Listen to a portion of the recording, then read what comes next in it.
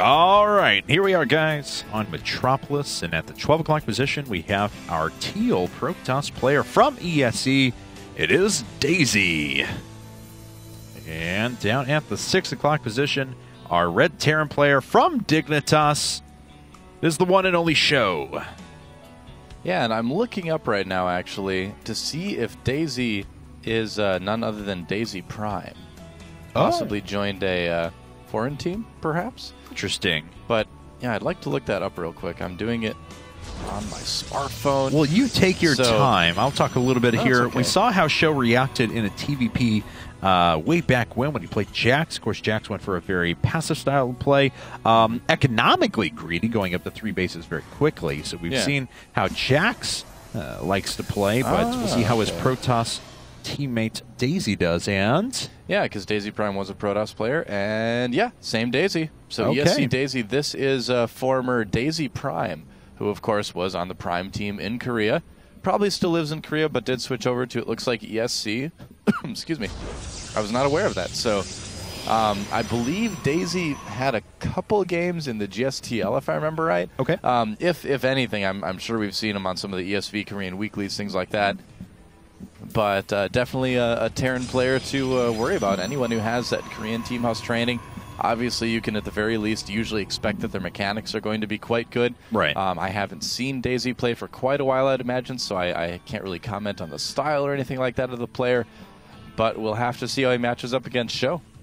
All right, well, SjoW once again going to go for a one-rax gasless fast expand, so it appears. Could throw us for a curveball, but 99% sure that's what it's going to be.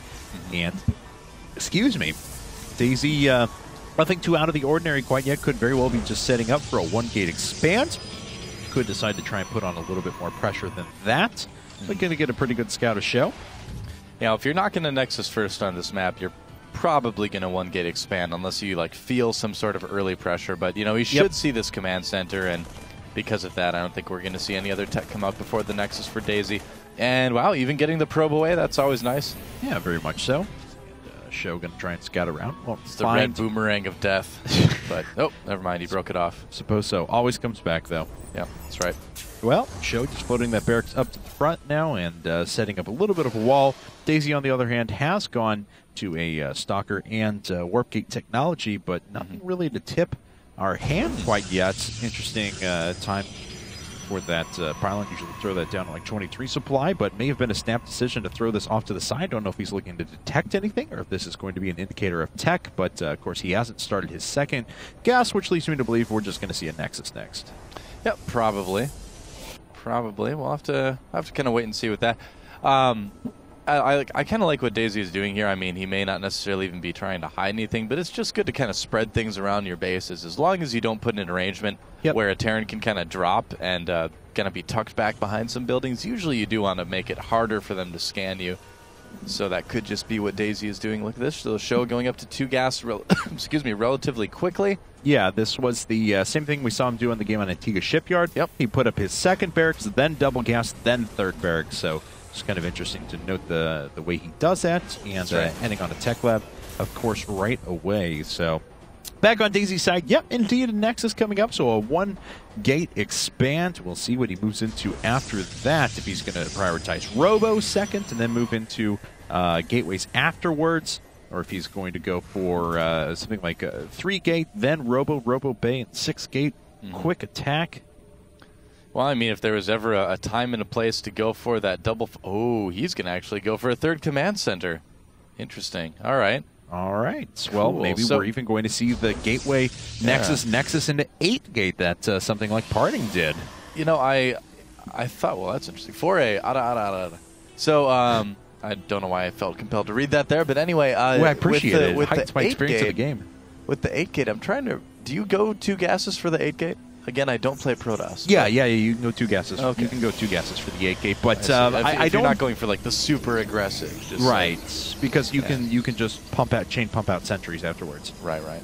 Well, let's see here though, as Daisy certainly has the potential to do quite a few things, and does have enough gas attack if he so desires. If this is just a type out said this is a gateway to higher tech and solid 3-base play.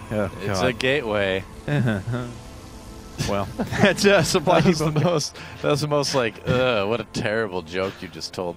Yeah, well, it was. Trying to support you. Let's be honest there. I was trying to support you. It was pretty awful. I have your back. I appreciate that. Even if you don't have your own back.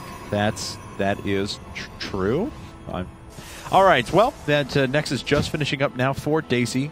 Could start chain producing a good number of probes, inflate that economy very quickly, and then move into a ton of additional gateways thereafter. So 3 gates from now. Here we go. Finally, additional ones being added on. So that's going to be 6 gates in total, 7 gates, and an 8th gate. There it is. You know, right. You could say Zerg players use overlords to inflate their economy. Oh, God. It has begun. Oh, no. Anyway, 8 gates, yeah, for Daisy. This is a build that I believe we first saw Parting do on Daybreak in the GSL, and since then we've seen Protoss players do it here and there. If it gets defended, it is a bit all-in-ish, so, you know, if you go for the full-on 8 gate, it's something that could come back to kind of haunt you if it doesn't end up breaking your opponent. But then again, if you scout something that you don't attack, you can always just not use those gateways too, and you won't be that far behind. So it's funny though, because I remember the last time we saw this, I forgot who had used it. Maybe MC, not sure.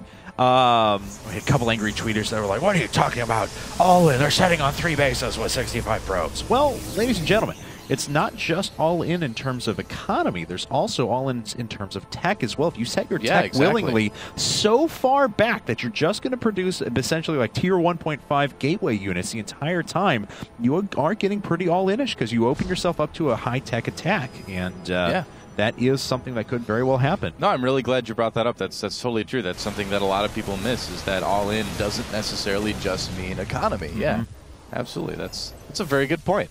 Thank you. I don't know why we haven't talked about that on the cast before now. Well, now we have. Maybe we have. That barrier has been broken. That's right. Oh! Show, you may have wanted those. Show recovering those gateways. Now, let me make my little speech real quick here. Terran players, why do you salvage your bunkers? Do you really need those 150 minerals? Do you really need those? Because then this happens, right? Yeah. It's like that army's like, oh, there's a Protoss army in my base. Shoot, I wish I had some bunkers right about now. All right, well, Daisy has still kind of bungled this a little bit. We'll explain why after the fight here. A few force fields are going down, allows the Zealots to close, but already SjoW has had his medevacs and stim up for quite some time, and Daisy, frankly, kind of getting trapped here, and SjoW is going to be sitting on 3 bases in a second. So this is the weirdest situation that I've seen in a long time here. I mean, Daisy just like, all right, well, I guess I can walk in, and then finding out that they may not have been the best idea ever. No, okay, so a few things Daisy went wrong on here, guys. If you're looking to execute this attack properly, this came way late. You're usually supposed to hit just as those first 2 medevacs are popping up. They were already there with quite a bit of energy, and SjoW was contemplating moving out while establishing his 3rd. Yeah. It's too late for this to happen, so Daisy had gotten himself supply blocked a few times in a row, and that's kind of what led to this happening a lot later. And you know, on top of that, he didn't really commit to destroying economy. If he had kind of gotten himself into a little wall back here, moved over towards the 3rd, found a little bit better attack. The place you don't want to be, though,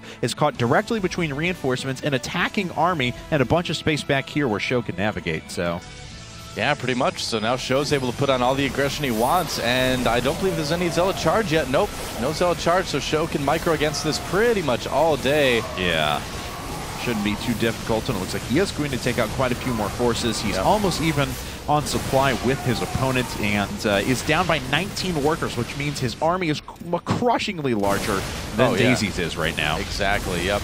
And probes having to come off the line and fight as well with this. Daisy may be able to push this back, but there are more reinforcements on the way for dignitas.SjoW, killing so many probes along with all the Zealots and the rest of the army for Daisy. Oops, letting his medevacs getting a little bit too far ahead there. Yeah, it does lose a couple of those, but he is reinforcing incredibly well right now, and that worker advantage I was talking about completely destroyed. Yeah. So SjoW now does have the better economy than his opponent. He's killing the entire army, and that's it. GG. So SjoW is able to hold off the